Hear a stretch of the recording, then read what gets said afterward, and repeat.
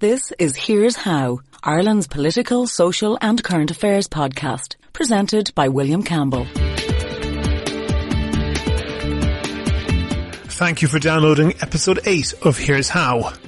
On this show you'll hear Brian Hayes, MEP, talking about TTIP, Senator Gillian Van Turnhout talking about transgender children, and Grandad talking about anything that crosses his mind. And there's lots more.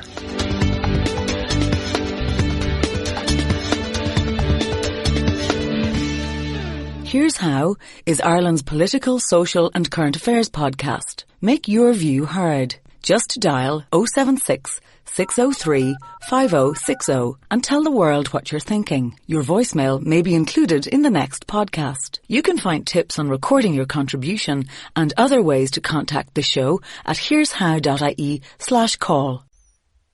I haven't looked much at foreign politics in this podcast before because I want to concentrate on issues that are relevant to Ireland. But sometimes issues come up abroad that threaten us directly. Right now there are two of these. The first is Greece. Greece can't pay its debts. It has tried. There's been savage spending cuts and tax hikes in Greece over the past couple of years. That's what triggered the election of the Syriza government, not the debt crisis itself. The traditional parties were elected to government after that crisis began. Greece has a national debt of 175% of the size of its economy. That means that the entire economic output of Greece for 1 month every year would be needed to pay the interest before they pay for another thing in either the public or private sector. And that's before repaying a cent of the capital, which their European colleagues are insisting they do. There's nothing that can go right here. Greece has already destroyed its economy, which was weak enough to begin with. They've destroyed their economy trying to make the repayments that have been demanded over the past couple of years. Now they've run out of road, and they're unlikely to make payments that fall due at the end of June. We don't really know what's going to happen then. Maybe the European Central Bank will blink and cut them a deal. Maybe Russia will give them soft loans in an attempt by Putin to extend his influence into Europe. Maybe Greece will crash and burn out of the Eurozone. I don't know. I don't think anybody does. The other foreign issue isn't so far away. David Cameron's Conservative Party won the UK general election. Sort of. They got an absolute majority in the House of Commons for the first time in 23 years, but won that majority with a total of 36.9% of the votes. To put that in context, a few weeks ago, the Yes campaign was said to have won a huge victory in the marriage equality referendum. But in that referendum, the No side got 37.9% of the vote. So the losers here got a bigger share of the vote than the winners in the UK general election. And that wasn't the only crazy anomaly. The Green Party got just one seat for their 1.2 million votes. UKIP, the United Kingdom Independence Party, got just one seat with almost 4 million votes. But the DUP, the Democratic Unionist Party, got 8 seats with just 180,000 votes. So each vote of the DUP supporters was worth 170 times more than each vote of a UKIP supporter. And the Scottish National Party got far less than half the votes of UKIP, but got 56 times more seats. Remember that only one of the UK's 3 branches of government has any democratic input at all. The UK electoral system was crazy enough in a 2.5-party system, but in a 5 or 6-party system as they have now, it's difficult to see how the UK meets the democratic criteria for being a member of the EU at all. And that brings us to how this affects Ireland. The bottom line is that the votes people in the UK cast don't normally matter that much. Millions of people who know little or nothing about UKIP's policies can safely cast protest votes for that party, knowing that there's little chance of them having any effect. Whether it's in the EU referendum that has been promised, or in some other future issue, that lack of democratic engagement is likely to come back and bite and can have unforeseen consequences. By their nature, Unforeseen consequences can't be predicted, but they're unlikely to be positive. And when Britain sneezes, Ireland catches a cold. Do you agree? Do you disagree? If you want your point of view heard, dial 076 603 5060 and leave a contribution for the show. The lines are open 24/7 and you can find tips on how to record a good contribution and other ways to contact the podcast at here'show.ie/call. And I'm joined on the line by Brian Hayes, the Fine Gael MEP for Dublin. Brian, can you explain what the Transatlantic Trade Investment Partnership is? Well, in simple terms, it's potentially an agreement between the European Union and the United States of America about taking out trade tariffs and barriers. That's really what it is. Give an example of what a trade tariff or a barrier would be that maybe Irish exporters would face exporting to the US. Well, if I'm exporting product into the United States of America, there is a levy on that in the same way that if Americans are exporting into Ireland, there is a levy through our excise system on that. And really, so import taxes. Yes. And not just that, different standards would apply for the different goods and services that we may want to trade in either way. So the European Union operates a very free system whereby you effectively trade within a 28-member state trading bloc. And what we're trying to do in negotiations with the United States of America is to take out those barriers that actually lead to less trade. So that's the objective of the exercise. But we're a long way off from any agreement, and I think people need to be aware that this has been going on for at least 2 years now, and even before that there were tentative discussions before that, and I think it'll be at least another 2 years before this is done. People taking positions on TTIP before, for it or against it at this stage is rather silly, because we don't have an agreement. And ultimately that agreement must come before us as members of the European Parliament, and at that point we'll take a view one way or the other. So putting down red lines at the moment, saying you're against something, saying you're for something when you actually haven't seen the deal is rather silly in my view.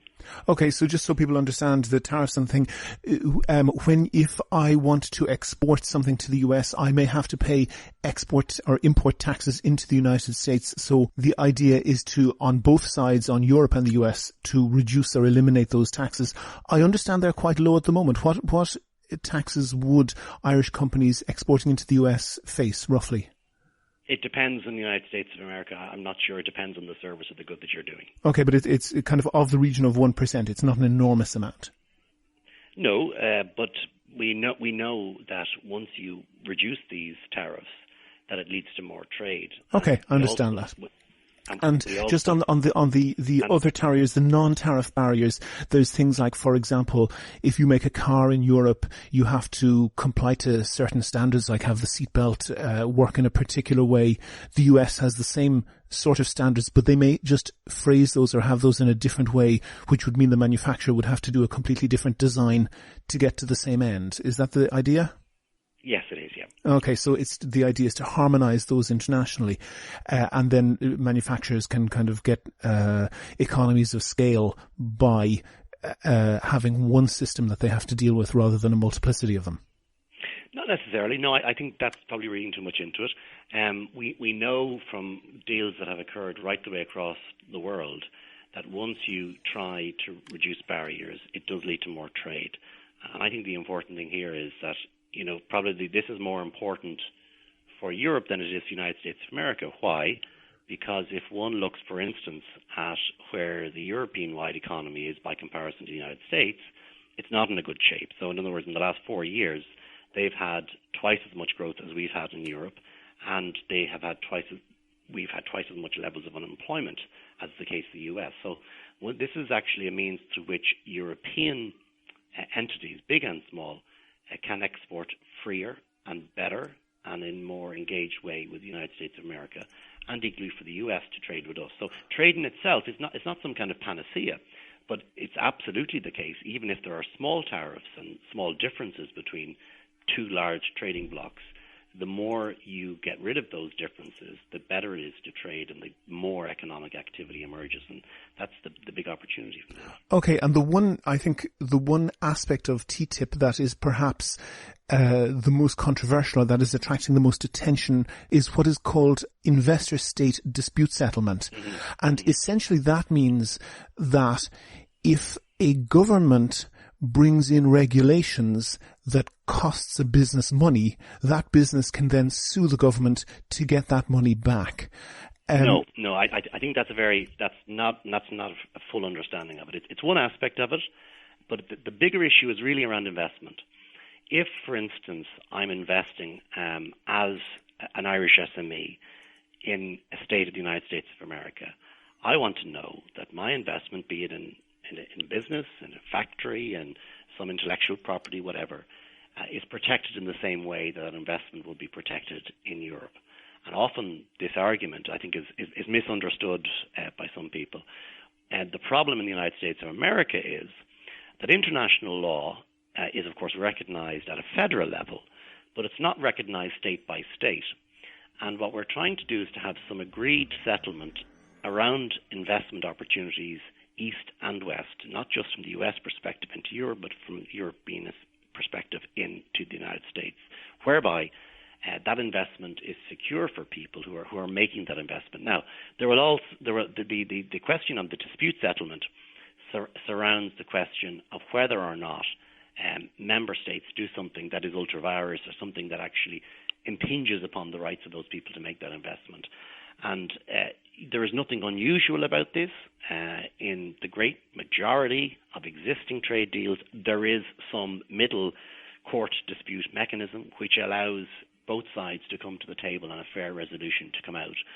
But it's more to do with the investment side than it is to do with the question of public policy. Well, let me have a look at some history of that. There's a trade treaty between Australia and Hong Kong that has this ISDS feature in it, the investor-state dispute settlement. And Philip Morris, the tobacco company, who were resisting cigarette plain packaging in Australia, moved their headquarters to Hong Kong in order to take advantage of this. So this was an Australian subsidiary of Philip Morris, the tobacco company.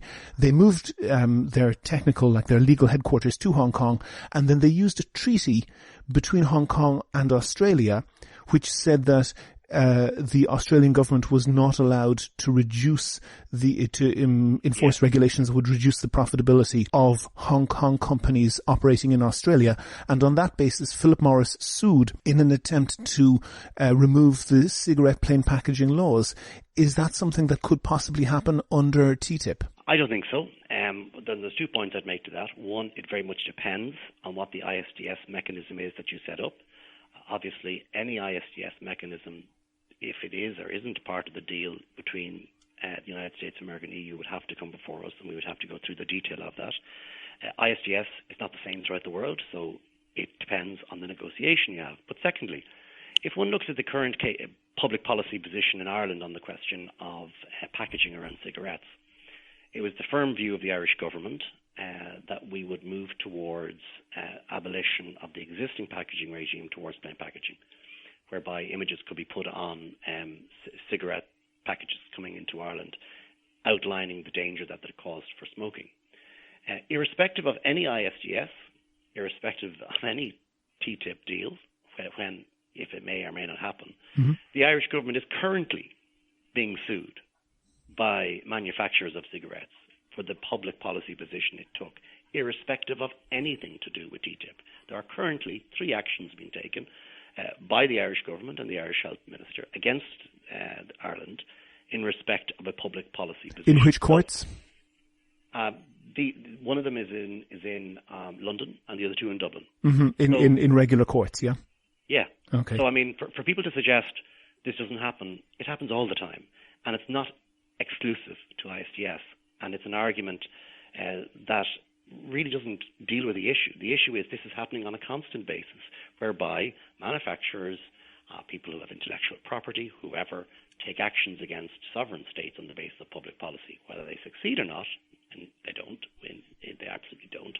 But that's a matter for the actions that occur. Well, then, if I were to, for example, sue a company that me as a private individual felt that I had suffered a loss and that I had the legal right to sue a company, I would potentially go into a circuit court or maybe into the High Court and present my evidence before a judge, perhaps before a jury, depending on the type of case, and they would then make a decision. That evidence would be in public, that evidence would be open to scrutiny in the media and would, of course, generate some comment if it was something that the public at large felt wasn't in the common good. In the ISDS provisions in many treaties around the world, these settlements are in secret.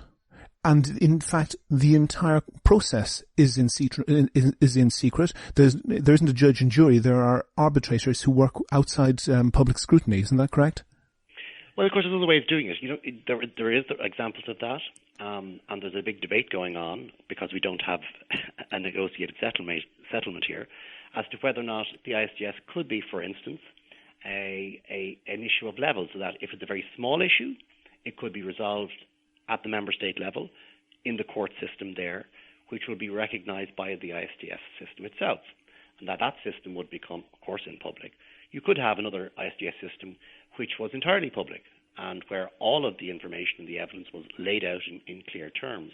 So it very much depends on the level of dispute and the level of remuneration that the person or the entity is arguing it's losing to make. So there are different ways of doing it. But the point is this: all of this debate is academic until such a time as we have an agreement.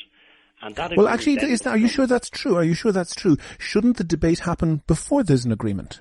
No, we need to debate it as we are doing at the moment, but it needs to be informed, and it can't be based on prejudice comment, whereby people take. Well, I'm bringing you on here to inform the listeners. That's right, and I think people need to be open to open their mind to these things, rather than having fixed views based on one small case in the world and basing every comment about ISDS based on that case. That's rather silly in my view. Okay, well, there is also another case in the negotiations. There are thousands of cases. Okay, well, let me give you another one. In the negotiations specifically for TTIP, the US have put great pressure on the EU, apparently successfully, to have what are called endocrine-disrupting chemicals. These are particularly powerful pesticides that are banned in the banned in the EU, but permitted in the US. The US is putting pressure on the EU to have those legalized across the board. Are you talking about growth hormones? No, endocrine-disrupting chemicals. They're pesticides. Yeah, I'm not aware of that. Okay, it would appear. I am aware, though. However, mm-hmm. we have on GMO crops in Europe a very nuanced position, in that it very much depends on the member state. We don't operate it in Ireland; in other countries they do. It depends on a member state by member state level exactly what regulations here. Can you tell me, Brian, in your clinics that you do in Dublin, or when you meet people, do you have a lot of people, the ordinary voters, lobbying you about TTIP?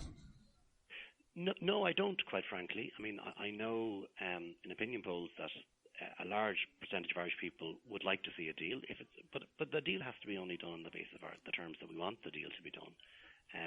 But you don't get the impression that it's a pressing concern in the pubs and clubs around Dublin? No. I've received thousands of emails, but apparently it comes from one address, whereby people give their name to whoever this address is, and then we get an email. So obviously those people are concerned about it, and it's just really a cut and paste letter that people have been asked to send in. And have you been lobbied by industry? I have, of course, on both sides, those in favour and those against. But I think those people on both sides, as I said, are really judging something before we've seen the final text. I think it's in Ireland's interest were we to get a deal, but only if it's the right deal. And do you think for the lobbyists? I just want to make the point, mm-hmm. and I certainly won't be supporting a deal that is not in Ireland's interest. So we've got to keep our minds open to the potential of a deal, but only a deal on the right basis, not a deal at any cost. Brian Hayes, MEP for Dublin from Fine Gael, thank you very much. Thanks very much. If you like the Here's How podcast, please rate and review the show on iTunes and other podcast providers. Share it on Facebook and Twitter. Tell your friends. But most of all, make your views heard. Call us on 076 603 5060. I'm joined on the line by Senator Gillian van Turnhout, one of the Taoiseach's nominees. And Gillian, I'm looking at a tweet of yours from the 16th of June, and it says the exclusion of children from the gender recognition bill is fundamentally wrong. Why? For me, it's an issue that it's one of these issues that you have a privilege as a senator, that the more you get to meet groups and meet with individuals and read into the issue and look at an evidence, you realise your understanding grows. So it's something that if you'd asked me 2 years ago, I wouldn't have known as much about transgender and gender recognition. But in fact, the reality is most of us clearly align our gender identity at a very early age. They reckon between age 3 and 6. It actually comes before your sexual orientation, your understanding of your gender identity. And what happens is in Ireland, we have some children who are born what's called intersex. And that actually means the doctors are taking a guess along with the parents of the gender of the child. So they make a guess on the birth certificate. And then you have children who... That's to say that their genitals will be perhaps ambiguous. Exactly, that they would be ambiguous. So they, it's a guess, and sometimes they get it right, and sometimes they get it wrong. But the difficulty could be then, because in Ireland our schools are run on primarily a single-sex basis, unless you live in a very urban area, there's a small choice of co-educational schools. But most schools in Ireland are single-sex education. Our schools are driven by your birth certificate. So you could have a child who is clearly aligned their gender as a girl, but they're being forced to go to a boys' school. And for me, in the gender recognition bill, we can't ignore that this reality is happening to children. And currently in the gender recognition bill, it starts at the age of 16 saying there is a process, but the process is actually really onerous. And yet the government are now proposing that from age 18, something I support, is that you can just statutorily declare your gender. So we've made it from 18 plus, very simple, very straightforward. But under 18, between the 16 to 18, we've made it extremely onerous, and under 16, we've totally ignored it, which means that the courts could say we can't rule on this because the Oireachtas has said, we don't deal with children and their gender. But more fundamentally for me, it means that children and their parents, with their parents' agreement, cannot live the life that they wish to live. So, I'm trying to find an interim solution, so where we'd have an interim gender recognition certificate for children where their parents agree and an independent third party. And I've suggested a GP, for an example, just to ensure that nobody's being coerced into this or in any way being put under pressure. So somebody just checks, look, this is absolutely what the child or young person wants to do. Their parents totally agree with them. So allow the child to live their life as they wish to live. So I'm trying to find a pragmatic solution to a situation that, while the numbers are small, the numbers are growing. I'm hearing from organisations such as Belong To, when they go out to schools to do the homophobic bullying training that they do, 80 to 90% of questions they're getting from teachers are about transgender children. So, and they're also, they're getting parents ringing them. Last week they had a parent of an 8-year-old ringing saying, I now have worked out this is what is happening with my child. I believe it's to do with that they are transgender. And once the parent knows this, they want to do everything they can to help their child. And I'm asking the state to help us in this situation. Let's have an interim certificate. So, Gillian, you mentioned intersex people there where perhaps, at least at birth, their genitals are ambiguous. It's not entirely clear what gender they are. Does this also refer to people who at birth have a very clear male or female genitalia, but who have perhaps a psychological orientation to being the opposite gender? Yeah, and if you talk to some young people and children's groups, like, they'll tell you where the child is clearly not comfortable in their own skin because they're trying, a young girl, is born as a girl and she's, with all the stereotypes and everything around us, is trying to live life as a girl but is not comfortable in her body, and is clearly feels and presents as a boy in all other aspects. Now, I'm not talking, I said in the Shannon, I was a tomboy when I was younger. I never thought I was a boy. I'm talking about children who really believe and their parents can clearly see it. And parents will say that once they're able to understand that it's actually that their child is transgender, it's like, a miraculous sort of, it clears the way for everybody because they can now find the pathway forward instead of having this child having undue psychological stress and nightmares because they can't settle. So for me, is finding a solution that has been supported by medical practitioners, that we need to ensure that we allow children to live their lives as they wish, as I said, where the parents agree. I understand. I think we saw in the marriage referendum recently that there's a lot of understanding, much more than there was a couple of decades ago, for transgender people who are adults. But do you think that some people would have huge reservations about children taking decisions or decisions being taken for them that have lifelong impacts when their personalities may not be fully formed? Yeah, and I appreciate and I understand that, and that's why I'm suggesting an interim certificate. I have checked medically with professionals. Nobody is talking in any way, let me be absolutely clear, about any surgical procedures. So that shouldn't happen because you wouldn't. Hormone, yes. So you can get hormone treatment. Obviously, that would go to an endocrinologist, would have to, so you've quite a number of medical hoops to do to get the hormone treatment. If, let's say, the child then reaches 18 and actually says, you know what, I'm not so sure, and stopped taking that hormone treatment, it will have no long-term effect. It washes out of the system quite quickly. So, it's not something that has a lifetime effect. Are you certain of that? As I understand it, and I'm not a medic, that, for example, hormones, male hormones taken by a female or vice versa, yes, before or during puberty can have lifelong effects. You think that's not the case? No, I have, because I checked this. That is not the case. That is absolutely not the case. It can take up to 2 years to wash out of the system as such, but it will not have a lifelong effect on it's delaying puberty rather than stopping puberty. What would be your view on irreversible medical procedures, be they hormonal or surgical, being done on a child? I think somebody should wait. I do not agree with that. I think they should wait till they're an adult. All the practitioners I've talked to in Ireland would say you wouldn't do it on a child. You allow their body to fully form and develop before you would do any surgical procedures.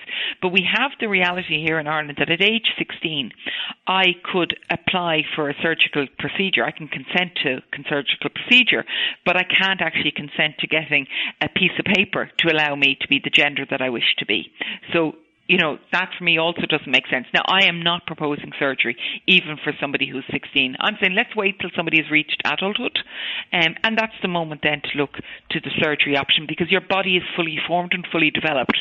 I'm talking about somebody just being able to live their life without having an impact. It's something that could be reversible, although in the majority of cases, we also have to think of the children who are being forced to live lives that they don't feel they are. Like, if I talk to social workers, I talk to mental health workers, they are coming across these cases and are saying children are living in extreme stress and distress. You have parents who are helpless because they're saying, well, what can we do? We can't appeal to the courts. It's not in legislation. Give us an option that we can avail of, that we can do in all consciousness to ensure our child can be the child that we want them to be, to grow to their fullest potential of what they wish to be. You mentioned that that you felt there was an increasing number of cases being of this type of case presenting. Do you think that's because there is an increased number of those cases in existence, or that people are now willing to present? I think it's twofold. I think one is that people are now willing to present because people, we're now talking about it. And certainly what I'm hearing anecdotally from parents is, as they're hearing about it in the media, they have been bringing, their child, let's say, to medical practitioners. They've been worried about their child. And now they realize this is what is actually happening with their child. Now, that doesn't mean they'll immediately rush to get an interim gender recognition certificate if it was to come into law, but it would give them the option to say, actually, there's no medical treatment needed for my child. I need them just to be allowed them to be who they are.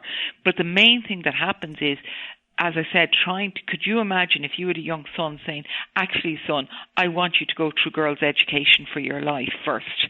That's not appropriate for that child. Why not allow them to go to the school of their gender so that they can be with their peers? That is, I think, the best option. As I said, I am looking for an option where parents and the child, our young person, and an independent third party, such as a GP, would agree with. So for me, this is where we've got consensus. I think we're still a way off, William, to get to the stage where maybe when there's not agreement, but I am hearing the more we talk about this, the more parents are coming forward to groups like Tenny, like Belong To, and saying, actually, I need your support, I need your help. This is something we want to work through as a family. Gillian Van Turnhout, Senator Gillian Van Turnhout, thank you very much. Thank you. Make your view heard. Dial 076 603 5060 and leave a contribution for the show. You can find tips on how to record a good contribution and other ways to contact the podcast at here'show.ie/call.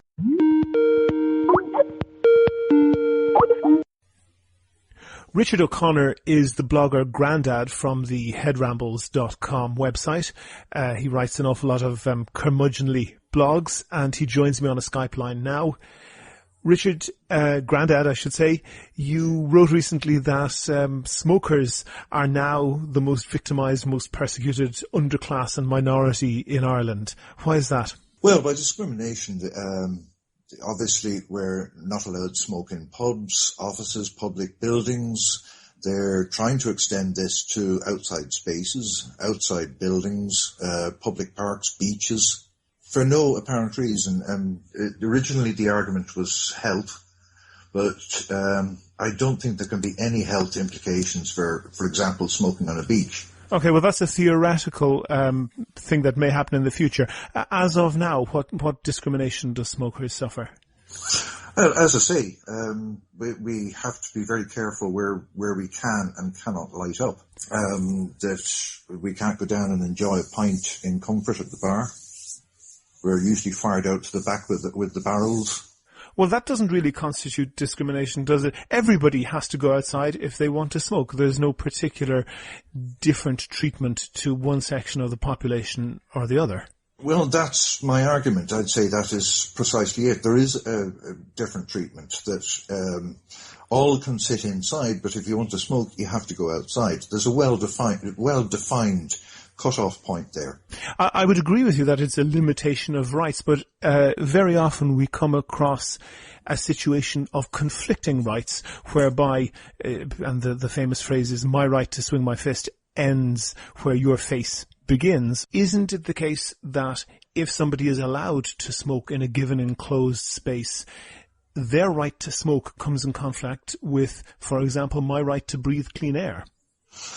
You can argue that, but you can also argue about rights as an entity. Do we all have a right to smoke? Do we all have a right to fresh air? It's just do we have a right to life, right to death? Where do rights start and where do they stop? The traditional way that is resolved is that negative rights tend to trump positive rights. That's to say, my right to swing my fist is inferior to your right not to get punched in the face. Isn't that consistent with saying that people can only smoke where it doesn't interfere with the rights of others? It is, yeah. Okay, but to take a slightly different tack then, you want smoke-free bars and smokers want to be able to relax and enjoy a pint. Why does there have to be a complete blanket ban? Why is it not open to the publicans, the hoteliers, the business owners to make that decision for themselves? It is their business. They can presumably decide how to run it. And if they decided to open up their pub as a smoker's pub, non-smokers can avoid it. Mm-hmm. Whereas, obviously, if they want to allow smokers, that's fine. Non-smokers will be aware of that, and let the market make its choices. Sure. Well, that was open to them up to 15 years ago, and there were basically no non-smoking pubs available in Ireland, certainly no significant number of them. But the other issue there is employment rights. An employer is in a power of much in a position of much greater power than an employee. And when somebody is given a choice between having no job at all or a job where their health is endangered, where they're in a very smoky atmosphere for 8 or however many hours a day, that's an unfair imposition on them, isn't it? Is it? Apart from the considerable lack of proof that there are any health hazards to second-hand smoke, I've heard it said that somebody would have to work in a bar for something like 200 years to inhale the same quantity of smoke. But it's still a question of people making the choices. Do they want to work in that particular environment? It's their choice whether they want to work there or not.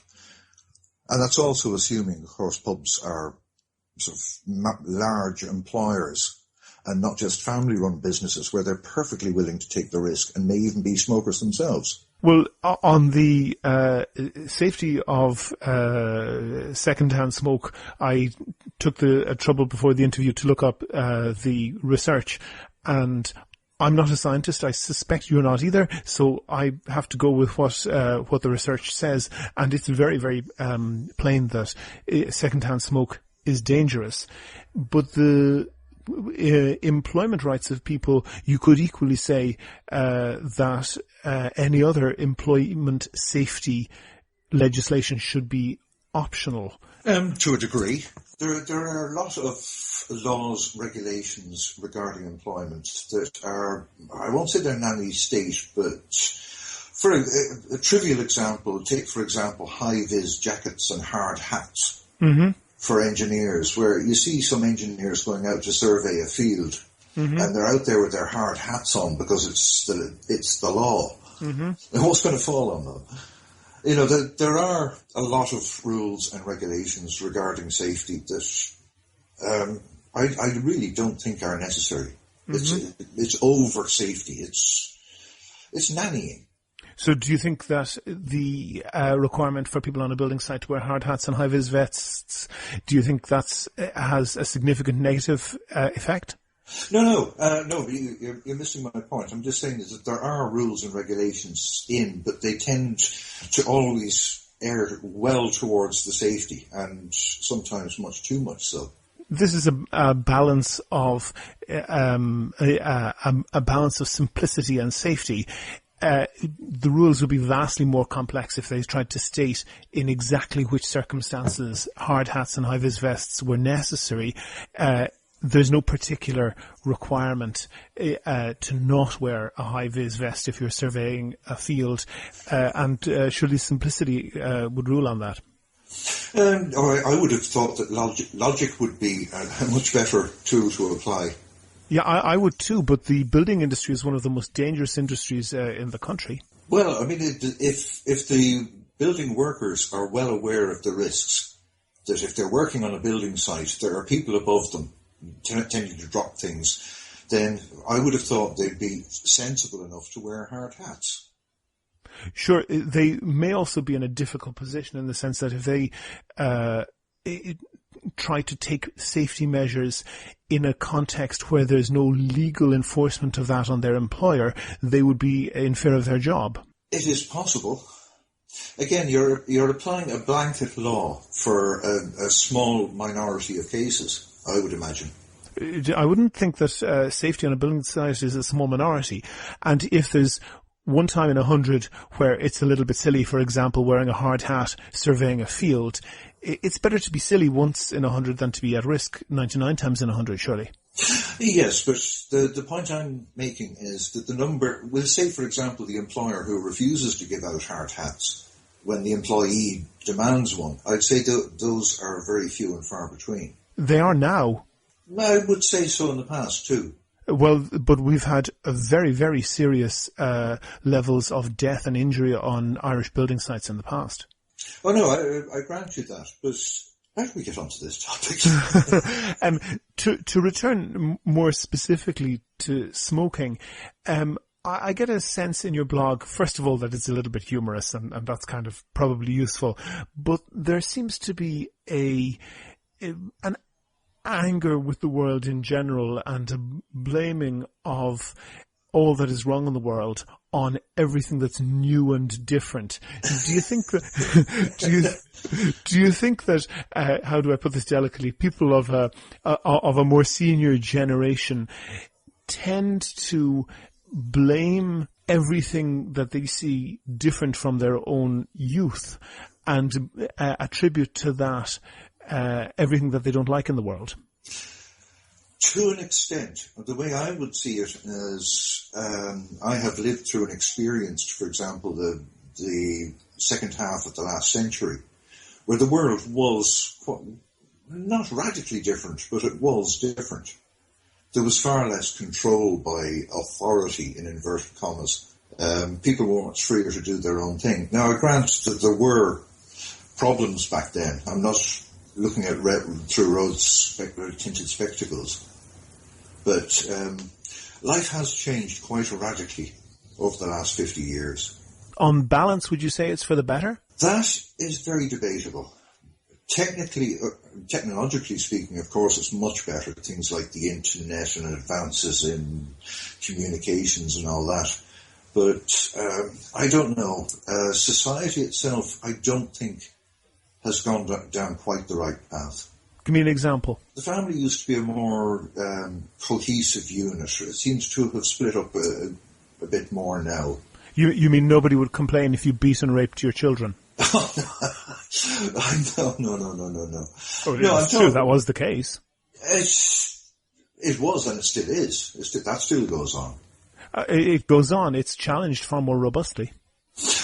It's a question whether it's challenged more robustly or whether it's just reported more. One leads to the other, I would have thought. Yeah, well, no, that's fair enough. And I'm certainly wouldn't advocate going back to the Magdalene Laundry days or the orphanages. I mean, they were definitely wrong. And that is a very bad aspect, a dark aspect of the past. There was abuse in laundries. There was widespread casual abuse within families as well. Casual abuse, depending on how you define casual abuse. Slapping on the legs is not abuse, whereas belting somebody over the head would be. So how far back would you like to go? Well, I mean, there's no sliding scale. Well, there is. We've made significant, as well as economic progress, we've made a lot of social progress. Actually, what you're saying is that, rightly or wrongly, control of one's own family is moving away from the home and further towards the courts and the state. I would disagree. I think that what is controlled has been reassessed. So, for example, you're correct that if you beat or rape your children, the state is likely to intervene. In the past, the state or perhaps the church would have intervened if you weren't seen to be morally fit, and we had examples on the record, archives that have been uncovered, of bishops writing to their priests, telling them to go round and round up children from poorer families or morally weaker families because prophets were dipping in the orphanages and they wanted to round up more children to put into them. Well, of course, now you're mixing church and state. They were hardly separate. They weren't separate in those days, and that indeed is a huge advancement we've made. But my point is that interference in the family is nothing new. It's not. But take, for example, now punishment in schools. I mean, in my day, it was a daily occurrence to get the leather. The old leather would come out, and it didn't matter what you'd done or even who had done it. Group punishment was the order of the day. If somebody laughed in class, we all got the leather. Mm-hmm. Sorry, are you arguing for this or against this? What I'm saying is that in those days there were no laws against it. We suffered. I don't think it did me any particular harm. In fact, there were laws against it. Physical assault of students was always illegal in regards to educational achievement. It was only legal when it was legal. It was only legal for discipline of misbehaviour, and that was widely abused and flouted. The teachers at the time broke the law every day. Oh, absolutely. But As I say, nowadays the law is very, very quick to jump in. A child comes home and says, "Oh, the teacher gave me the leather today." Then wham, off to the courts, off to the guards, and the state takes over. Whereas in my day, I'd come home, "I got the leather today." Well, you probably deserved it. So I'm not advocating leathering or corporal punishment in schools, but I'm just saying that the whole scene has shifted. Well, you're certainly noting that it's very different now, and I'd agree with that, but you don't seem to be convincing me of the deterioration. I don't see any problem with that change. There's not a deterioration as such. I'm just saying that there is more encroachment into the family by society being the authorities, the government, the law, whatever. Do you see that as negative? It depends on how far it goes. The individual is frequently forgotten. I mean, going back to the smoking thing again, it's the government is constantly telling me that I must give up smoking. Whereas I am making a free choice. I'm an adult. I'm mature. I know any risks. I've read up on the risks, if any. I've been smoking for well over 40 years, and it hasn't done me an iota of damage so far. Long may that continue. Thank you. But it's just I'm being treated all the time as if I can't think for myself. And this is coming about more and more. Give me an example. Well, they're talking about putting warning labels on alcohol and sugar and all these things. People know what's in foods. They know alcohol is not the best thing, that you can lose your control after a few pints, or particularly after a few shots. Let me challenge you just on one. You said people know. In fact, and I'll put research for this on the website, on the webpage with this podcast. In fact, when surveyed, very many adults have very incorrect ideas of what is in food, especially food that is labelled as healthy or where there's some vague health claim with the food. People tend to be fooled by these kind of vague health-like claims.